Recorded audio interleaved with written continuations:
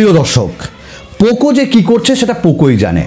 মানে পোকো মানেই যে একটা রিব্র্যান্ড, এটা আমাদের মাথায় ঢুকে গেছে। পোকো তাদের M2 Pro লঞ্চ করেছিল, যেটা রেডমি নোট 9 গ্লোবালের একটা রিব্র্যান্ড ভার্সন। যেটা পোকো M2 এসছে, সেটা রেডমি 9 প্রাইমের একটা রিব্র্যান্ড। এইরকম রিব্র্যান্ড আমরা চাই না। আমরা পোকো X2 ক্ষেত্রেও দেখেছিলাম। আজ ভারতে লঞ্চ হয়ে গেল পোকো M2, যেটা রেডমি 9 প্রাইমের একটা রিব্র্যান্ড ভার্সন। আজ এই নিয়ে কথা বলবো। অবশ্যই এর আনবক্সিং রিভিউ তো আনবো, জাস্ট ফার্স্ট সেলের জন্য ওয়েট করে আছে। তো চলুন আমার অনেস্ট ওপিনিয়ন আপনাদের সাথে একটু শেয়ার করে নিই। আমি আপনাদের সুমন। তো চলুন শুরু করা যাক। আমি রেডমি 9 প্রাইম সেটা পাইনি, একটা সেলেও পাইনি, এবং আমার জীবনে এটা প্রথম হয়েছিল। পোকো M2 আশা করি পেয়ে যাব এবং আপনাদের সামনে আনবক্সিং রিভিউ আনবো। শুধু আপনারা আমাকে একবার বলবেন যে পোকো M2-র কোন কালারটা আপনারা চান, কারণ এটি 3টি কালারে লঞ্চ হয়েছে, ব্লু, ব্ল্যাক আর রেড। আমার পার্সোনাল ওপিনিয়ন রেড। আপনারা কি বলছেন সেটাই কিনবো। পোকো M2 এটা ভারতে লঞ্চ হলো এবং এটি পাওয়া যাবে ওই ধরুন 14 না 15 সেপ্টেম্বর থেকে, এবং আমি ওটি কিনবো। এর প্রাইস রাখা হলো 6GB 64GBর দাম এখানটায় 10,999 টাকা, আর 6GB 128GB ওই 12,500-এর মধ্যে। তো আমি বলবো ওইটা স্কিপ করুন। তো 10,999টাও আমার কাছে মনে হয়েছে একটু বেশি দাম। 500 টাকা যদি একটু কম হতো তাহলে আমার মনে হতো ঠিক আছে, রিব্র্যান্ড হলেও একটু এক্সট্রা কিছু পাচ্ছে। আমি জানি না বাংলাদেশে এই ফোনটি যাবে কি না, হয়তো না, বাট আপনারা তো পেয়েই গেছেন রেডমি 9 প্রাইম।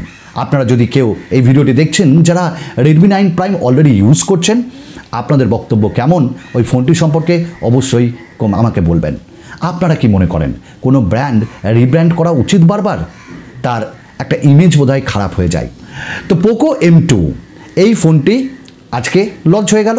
এই ফোনটিতে কি আছে রেডমি 9 প্রাইমের থেকে? হ্যাঁ, কালারটা আপনি একটু আলাদা পাবেন। আপনি ডিজাইনটাও যদি দেখেন না, আমার তো পার্সোনালি ওই রেডমি 9 প্রাইমের ডিজাইনটা অসাধারণ লেগেছে। আর এখানে একটু র্যামটা এক্সট্রা পাবেন, তাছাড়া আর কিচ্ছু পার্থক্য নেই। এখানে 6.53 ইঞ্চেসের একটা ওয়াটার ড্রপ নচের সঙ্গে ফুল HD+ display, Corning gorilla glass 3 এর প্রোটেকশন, 400 নিটস ম্যাক্স ব্রাইটনেস থাকছে। ডিসপ্লে অবশ্যই ভালো, ঠিকই আছে। P2i ন্যানো কোটিং পাচ্ছেন, অর্থাৎ জলের হালকা ছিটে ফোটায় কিচ্ছু হবে না। পেছনে যদি আমরা দেখি, ডিজাইনটা সেম টু সেম, ওই পলিকার্বনেটের একটা ফিনিশিং, যে ফ্রেমটা সেটাও পলিকার্বনেটের, ম্যাট ফিনিশিং, এবং স্ক্র্যাচ লাগবে না। এবং অসম্ভব ব্যাপার আমার এটা লেগেছে যে রেডমি 9 প্রাইম যেটা, সেটার একটা রাউন্ড সার্কেল ছিল ক্যামেরার ওখানে, অসাধারণ লাগে আমার। তবে এখানে প্লেন, কিন্তু ক্যামেরার যদি প্লেসমেন্টটা দেখেন তাহলে কিন্তু একই, ওই 4টে ক্যামেরা। যদি আমরা ক্যামেরার কথা নিয়েই বলি, তার ঠিক নিচে fingerprint scanner.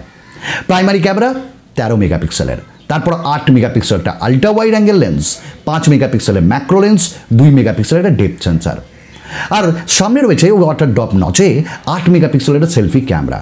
4K video recording আপনি করতে পারবেন না, ফুল HD ভিডিও রেকর্ডিং আপনি করতে পারবেন। EIS আছে। আমার এখানে আরেকটা জিনিস ভালো লেগেছে, সেটা হলো ডুয়াল মাইক্রোফোন, সুপারভ, আর তার থেকেও ভালো ওয়্যারলেস FM রেডিও। অর্থাৎ আপনাকে কোনোভাবেই যে হেডফোন জ্যাক, ওটা কিন্তু এখানে পুশ করতে হবে না, আরামসে শুনুন। এই ফিচার্সটা আমার খুব ভালো লাগে। আগে ফোনে দিত, এখন অনেক ব্র্যান্ড দেয় না। আপনাদের কি বক্তব্য, ভালো লাগে?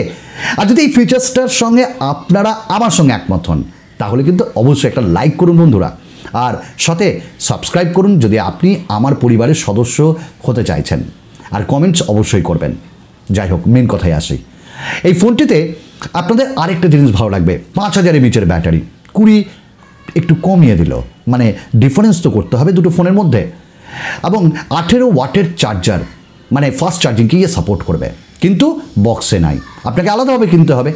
USB Type-C পোর্ট আছে।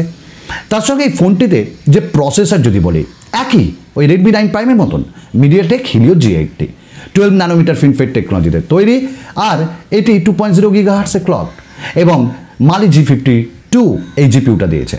প্রসেসর কেমন? অবশ্যই ভালো, বাট আনফর্চুনেটলি বলুন, ফর্চুনেটলি বলুন, আমার মিডিয়াটেক প্রসেসর অত ভালো লাগে না, আমার স্ন্যাপড্রাগনটাই ভালো লাগে। তো এখানটাই মিডিয়াটেকের প্রসেসর, প্রসেসর ভালো, পারফরমেন্স ভালো হবে, গেমিং এক্সপিরিয়েন্স ভালো হবে, ডে টু ডে ইউসেজও ভালো হবে। এবং ফার্স্ট অফ অল আমি মিডিয়াটেকের এই পয়সাটা দেখব যে আমি ভুল না মিডিয়াটেক ভুল। আমার ওপিনিয়ন, আমার মতামত, যে এক্সপিরিয়েন্স, যে মিডিয়াটেকের পয়সার অত ভালো হয় না, গরম হয়, ওটা আমি দেখব একবার। তার সঙ্গে এই ফোনটিতে র্যাম ভ্যারিয়েন্টটা একটু ডিফারেন্ট পাবেন, 6GB 64GB, ওখানে 4GB 64GB। তার জন্য আপনাকে প্রাইস এক্সট্রা দিতে হচ্ছে 1000 টাকা, ওটা 10,000 টাকা, এটা 11,000 টাকা। এবং এই ফোনটিতে UFS 2.1 স্টোরেজ টাইপ পাবেন না, পাচ্ছেন EMC 5.1, ওখানেও পেয়েছি।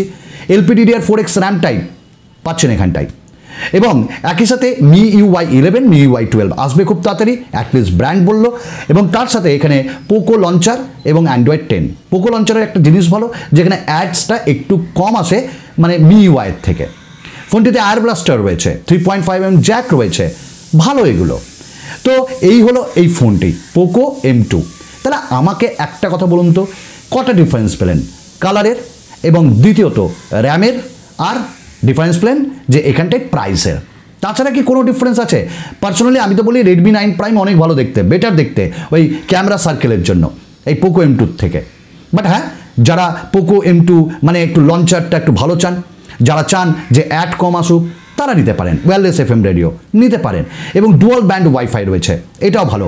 বাট নোটিফিকেশন লাইট এখানেও নেই। তো এই ছিল এই ফোনটির মূল একটা প্রসঙ্গ। ওপিনিয়ন কি? দেখুন, Redmi 9 Prime আমি বলবো একদম ভালো। আপনি 4GB 64GBর সঙ্গে যদি যেতে চান নিন, বাট 6GB লাগলে তাহলে এটা নিতে হবে। এবং 6GB নিলে যে বিশাল পারফরমেন্স হয় আমার তেমন মনে হয় না, মানে একজন সাধারণ ইউজারের পক্ষে ঠিকই আছে। আর তাও শুধু না, এই ফোনটির দাম যদি 10,500 হতো তাহলে আমি বলতাম আরামসে এই ফোনটা নিতে পারেন। বাট 500 টাকার মূল্য এখনও অনেকের কাছে অনেকটা বেশি।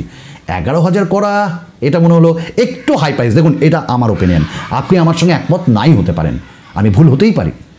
আর আপনাদের বন্ধুরা বলছে, যারা আমার ওপার বাংলার দর্শকরা দেখছেন, আপনাদের ওখানে Redmi 9 Primeর দাম কত আমায় কমেন্টস করে জানাবেন। চলুন আজকের মতন এটুকুন, অপেক্ষায় থাকুন, আমাদের পোকো M2 আনবক্সিং রিভিউ খুব তাড়াতাড়ি আসবে। ধন্যবাদ।